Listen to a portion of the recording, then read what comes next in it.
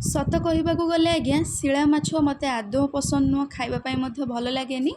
କେବଳ ଆଉ କେବଳ ଟିବୁ ପାଇଁ ହିଁ ଅଣା ହେଇଥିଲା। ଏମିତିରେ ବି ମାଆ ଟିକେ ଖାଏ, ତ ସେ କ'ଣ କରିଥିଲା ନା ମାଛକୁ କାଟିକି ଧୋଇକି ପରିଷ୍କାର କରିକି ମୋତେ ଧରେଇ ଦେଇଥିଲା। 3ଟା ମାଛ ସେପାରେଟ୍ କରିକି ରଖା ହେଇଥିଲା, ଟିକେ ଟମାଟୋ ଦେଇକି ଗ୍ରେଭି ପ୍ରସ୍ତୁତ କରିବା ଆଉ ରେଷ୍ଟ ଆମାଉଣ୍ଟ କ'ଣ ହେବ ଖଟା ଦିଆଯିବ। ତ ସେଇ 3ଟା ମାଛକୁ ଆବଶ୍ୟକ ପରିମାଣରେ ଲୁଣ ହଳଦୀ ଦେଇକି ମ୍ୟାରିନେଟ୍ କରିକି 5 to 10 ମିନିଟ୍ସ ପାଇଁ ରଖିଦେଇଥିଲି। ଏପଟରେ କରେଇରେ ତେଲ ଦେଇଦେଇଛି, ତେଲଟା ଭଲ ଭାବରେ କଡ଼କ ହେବା ପରେ ମାଛ 3ଟାକୁ ଦେଇକି ଭାଜି ଦେଇଛି।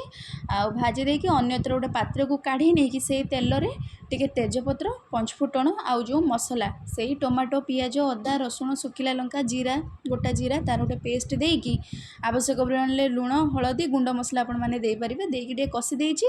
ମସଲା ହେଇସାରିବା ପରେ ଟିକେ ପାଣି ଦେଇଦେବା। ମସଲା ପାଣିଟା ଟିକେ ଫୁଟି ଆସିବା ପରେ ଆମେ ଯେଉଁ ଭଜା ମାଛ ଭାଜିକି ରଖିଥିଲେ ତାକୁ ଦେଇଦେବା। ତ ବାସ୍ ଗ୍ରେଭି ଟିକେ ଫୁଟି ଆସିବ, ମସଲା ପାଣିଟା ଫୁଟି ଆସିଲା ପରେ ମାଛ ଭିତରକୁ ଟିକେ ପାଣିଟା ଗଲା ପରେ ଆମେ କ'ଣ କରିବା ନା ହୋମମେଡ୍ ଟିକେ ଗରମ ମସଲା ପ୍ରସ୍ତୁତ ହେଇଥିଲା ତାକୁ ପକାଇ ଦେଇଛି। ପୁରା ଟୋଟାଲ୍ ଉପରେ ଗ୍ରେଭି ରଖା ହେଇଛି, ଝୋଳ ଆଦୌ ନୁହଁ।